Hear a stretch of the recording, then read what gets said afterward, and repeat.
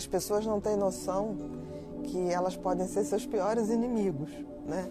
E geralmente quem é um autossabotador não se vê como uma pessoa que bloqueia os acontecimentos da sua vida, né? Que joga contra. Ele sempre acha que é o outro que joga contra ele. E a autossabotagem é isso, quando a pessoa interfere negativamente na sua própria vida.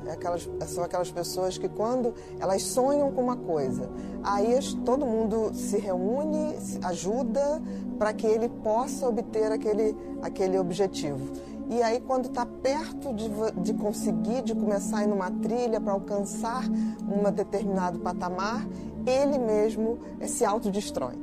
É mais ou menos como uma bomba programada para estourar na hora que essa pessoa está atingindo aquilo que ele sonhou ou aquilo que ele achou que era o sonho.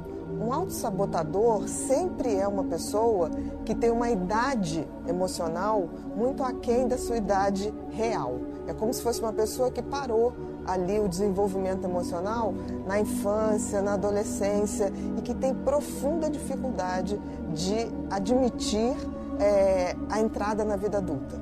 O sabotador, ele tem tanto medo de assumir a sua vida adulta, a sua independência, a sua liberdade, como lidar com as frustrações, como acionar a sua resiliência, porque a resiliência a gente só consegue acionar através do sofrimento, através dos desafios, que ele prefere sair fora do jogo. Então ele arruma uma desculpa que é ínfima, que não justifica, para ele sair dessa trilha do crescimento. Nos relacionamentos, então, quando ele está indo bem, ele precisa sair. Eu já escutei muito isso, assim, eu preciso terminar. Não, e termina quando está tudo bem. Né? Aí fala assim, motivo, né? Eu perdi o interesse. Não perdeu o interesse, é porque a relação está numa fase... Do amadurecimento. Exatamente. Eu tenho uma paciente que fala uma coisa tão bonitinha, que ela fala assim, você sabe o que é o amor? Você e uma pessoa vendo novela de noite, de pijaminha e óculos, e não acontecendo nada. Isso é o amor. Quer dizer, essa coisa do aconchego. Quando ela fala vendo televisão, pijaminha, duas pessoas vendo ali uma novela, um filme, é isso, né? Essa paz, essa tranquilidade. Então, o autossabotador, ele vê isso como tédio. Cadê a imaturidade? Porque, assim, diante da vida... É o medo de arriscar e o medo de assumir responsabilidades. Então, se eu tenho uma tarefa a fazer, na vida adulta, você tem que fazer. Ninguém vai fazer para você. Por exemplo, pagar suas contas, ir a um compromisso profissional ou ir a um compromisso social. Você não tem como mandar representante. Então, ele vai procrastinando aquilo, sempre esperando que alguém faça. E é interessante ver que os autossabotadores atraem pessoas que muito maternais, de espírito maternal, seja homem ou mulher, no sentido que está ali para acolher e que acaba sendo muito ruim, porque sobrecarrega essa pessoa, a relação fica como mãe e filho, ou pai e filho, ou mãe e mãe. Em busca de um homem, na verdade, você está buscando alguém que assuma a vida adulta por você. O autossabotador é quase um filho que saiu de casa, quer sair de casa, mas ele quer continuar almoçando na casa da mãe, lavando a roupa na casa da mãe, que os pais paguem as suas contas de condomínio, de IPTU. É mais ou menos isso, é a dificuldade de se tornar um adulto, de se tornar uma pessoa inteira. Porque, assim, liberdade tem um preço. O autossabotador, ele não quer pagar o preço do crescimento. Ele tem tanto medo, porque um autossabotador, no fundo, é uma pessoa muito medrosa. Ele tem tanto medo do crescimento que ele prefere desistir no meio do caminho. E nisso ele vai largando tudo no meio do caminho. Né? Tem cura, Bia? Tem cura. Tem cura, sim, porque não é um erro de caráter, não é um erro de índole. O autossabotador não é... Ele pode até fazer o outro sofrer, mas porque antes o medo dele é muito maior. Mas a cura... requer entrar no amadurecimento, admitir que vai entrar na vida adulta, querer sair dessa zona de conforto da infância, da adolescência, em que essas pessoas são tuteladas, né? Então, é mais ou menos uma síndrome de Peter Pan. Então, são pessoas muito bacanas em gerais, são pessoas muito animadas, inteligentíssimas, mas que têm um pavor tão grande de crescer, né? De se tornar realmente independentes, que eles acabam passando o tempo, eles ainda são aqueles adolescentes. Então, são amigos que durante um tempo a gente tem na mesma faixa etária e são muito divertidos, muito legais. Aí você deixa de ver 10 anos. Quando você encontra 10 anos, ele está na mesma situação de 10 anos atrás. Isso não quer dizer que a pessoa tenha que progredir nisso ou naquilo, mas ela tem que amadurecer, né? E amadurecer significa mudar a postura diante da vida. Porque assim, não tem viver sem amadurecer. Se você ficar o tempo todo, como o Peter Pan, parado ali na infância e adolescência, essa pessoa vai chegar uma hora que ela vai perceber isso e vai ser tarde, porque não tem mais tempo. Então, o autossabotador, ele está sempre achando que tem muito tempo. Ele é um impostor da sua própria vida. Na realidade, ele se sente um impostor, né? Porque ele tem medo que as pessoas descubram que ele não é tão bacana quanto ele tenta se apresentar. Mas, na realidade, as pessoas descobrem porque não há uma evolução no crescimento dele. Eu não estou falando do crescimento material, eu estou falando do crescimento de postura diante a vida. Então, são grandes amigos que você teve com 20 anos, você reencontra aos 50, aquela pessoa tem as mesmas piadas, os mesmos recursos, é como se ele não tivesse aprendido com a vida e por medo de viver. Aí que mostra que, no fundo, a grande ferida do autossabotador é o medo da vida. Então, essas pessoas, em gerais, se atraem ou buscam parceiros e parcerias, tanto profissionais quanto afetivas, principalmente afetivas, de alguém que assuma as responsabilidades por ele.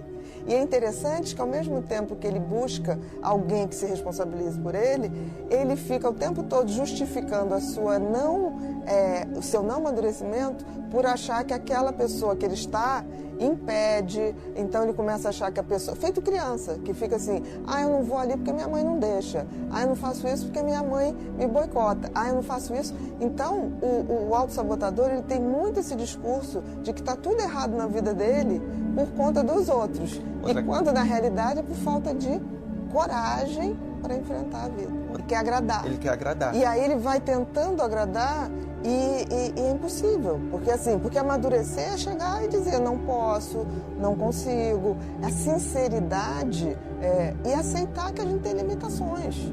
E também tem coisas muito boas. Então ele acaba dando para o outro, entre aspas, o que ele acha que o outro quer, que não vai decepcionar. E aí, de repente, ele não dá mais conta daquilo, ele racha e some. E decepciona muito mais. Não é um erro de essência. E se a gente for ver que o autossabotador, no fundo, é uma criança muito medrosa, panicada quase, se a gente fosse ver isso, é enfrentar o medo. Enfrentar o medo com recursos de amadurecimento. Então, assim, é óbvio que tem. Medo não é uma falha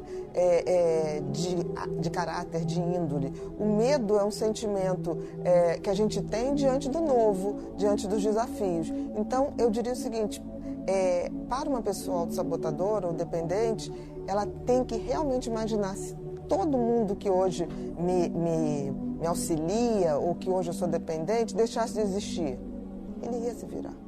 O instinto de sobrevivência do ser humano é maravilhoso. A culpa é um sentimento que vem da percepção que você falhou com alguém ou com você mesmo, ou que você imagine que o outro achou que você falhou.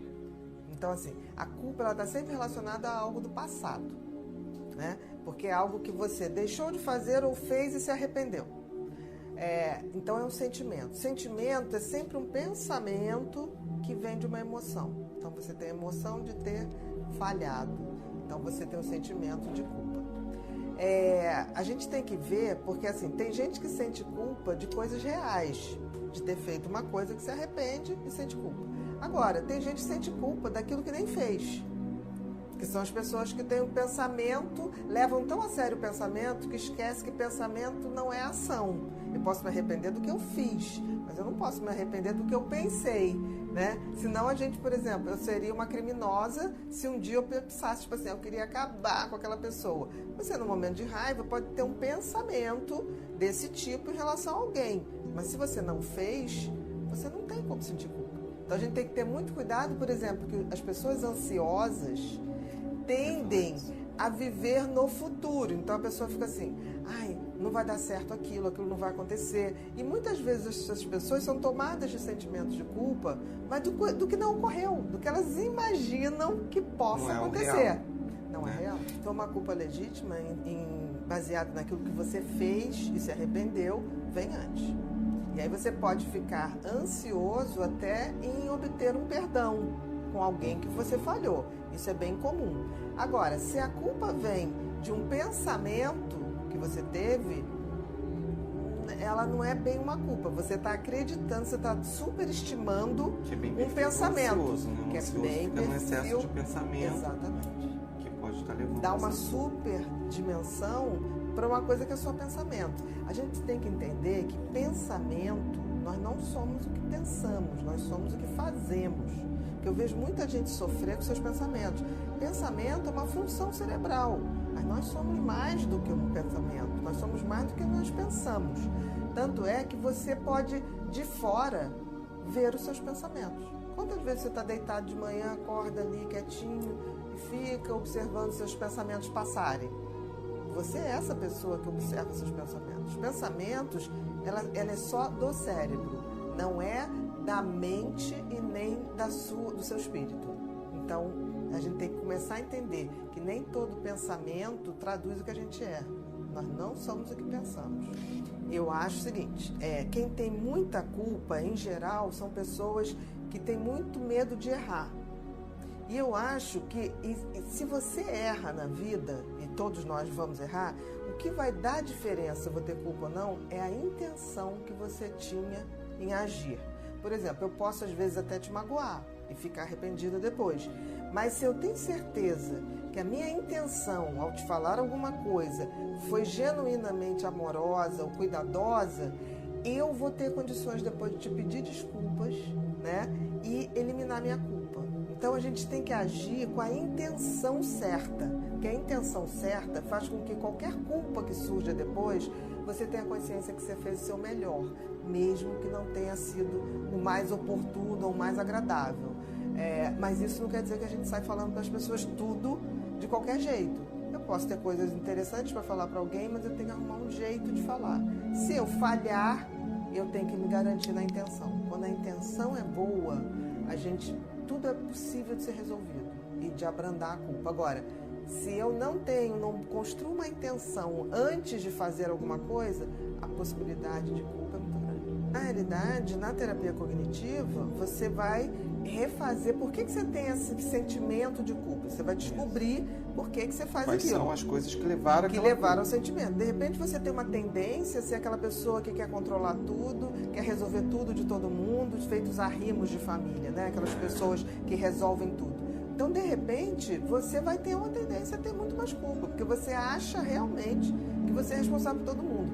Ninguém é responsável por ninguém, né? Em última instância, cada um tem a sua contabilidade com a vida. Por exemplo, a gente não pode esquecer que a gente tem, no mínimo, a tal das 3 dimensões, né? O corpo, a mente e o espírito. E eu costumo dizer o seguinte, se você não tiver o teu espírito ligado, no sentido de você observar seus pensamentos, você não tem a tal da intenção, da intuição na hora de agir. Então não dá para desconectar as coisas. Nós somos seres, pelo menos, tridimensionais. E não lidar com isso, talvez seja a grande capotagem que a gente vem tendo durante todo esse tempo. O tímido é uma pessoa que ele gostaria até de interagir socialmente, ele gosta da coisa social.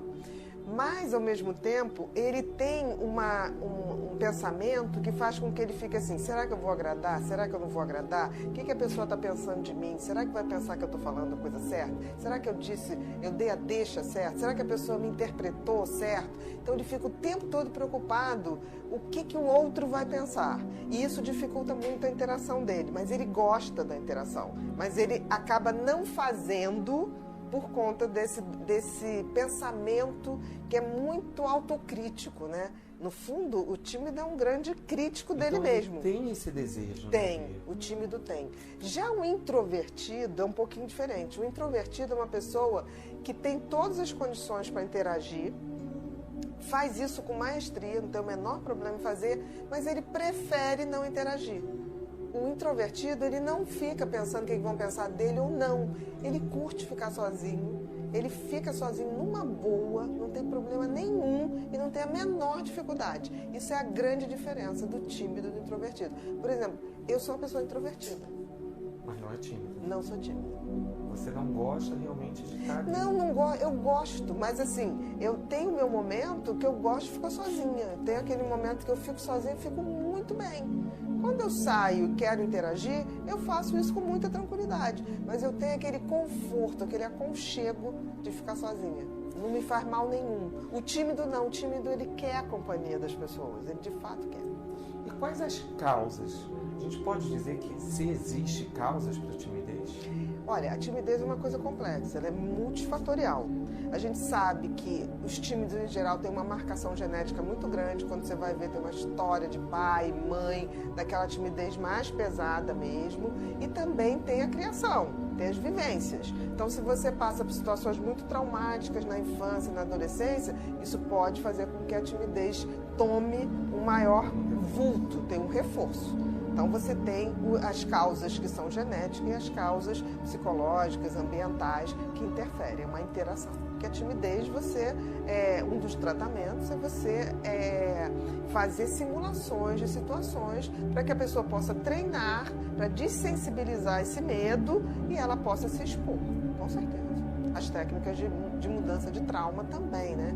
Você tira esse pensamento, sai desse patamar de se importar tanto com o que os outros estão falando e ficar o tempo todo achando que você vai errar. Então, o tímido, ele está sempre preparado para o erro, né? Ele não aposta no que ele pode fazer bacana. E também errar é normal. Por exemplo, eu não sei se é porque eu tenho déficit de atenção e dislexia, então eu cometo uns micos pavorosos, mas me divirto com eles. Isso não me abala. Não, além de rir, eu ainda dou a deixa. Tipo assim, eu tô dando palestra, eu falo, por favor, gente, uma pergunta de cada vez, porque senão eu vou confundir. Então, assim, não tem esse problema. Eu sou introvertida. A solidão é uma opção, mas timidez não. Você tem um pouquinho de timidez. Timidez não é uma patologia, é uma maneira de ser ali dentro de um padrão genético, das tuas vivências. Agora, o excesso de timidez, aí é a tal da fobia social. Seria a timidez patológica. Aí entra como uma patologia que requer tratamento. Porque, por exemplo, a fobia social ou timidez patológica, esse impedimento se torna, passa mal. Então, assim, o tímido normal, ele não quer falar porque ele fica, será que vão me julgar? Será que não vão julgar? Mas ele não passa mal. Né? Ele não passa mal fisicamente. A fobia social ou a timidez patológica, que é a timidez patológica, essa pessoa só de pensar ou ser exposto, aí é taquicardia, sudorese, existe um passar mal, que dificulta a socialização totalmente. Então, são pessoas que não falam em público, são pessoas que... dificulta o seu meio, sua vida profissional, né? Eu acho que a vida profissional é o que fica mais prejudicado. E é interessante que, por exemplo, os ingleses têm a fama de serem mal educados. E não são. Os ingleses, a maioria, tem um percentual muito alto de fóbicos sociais. Então, se você vai pedir informação para o inglês na rua, ele tende a sair correndo, porque ele vira foco de atenção. Ainda mais quando a gente viaja em grupo e vai fazer uma pergunta. Então, por exemplo, o maior medo do inglês é falar em público, mais do que morrer. Porque ali ele ri, brinca. Sim, claro. E na vida pessoal? Não, eu diria que os maiores humoristas são tímidos. Com certeza. Porque, assim, o tímido, ele quer a aprovação do público. Ele quer agradar. Então, um humorista, o que ele quer é a risada. Ele quer a aprovação do público. E como é que ele faz isso? Sabendo se rir ou não. Tanto que deve ser absolutamente desesperador para um humorista estar numa plateia que não ri explicitamente.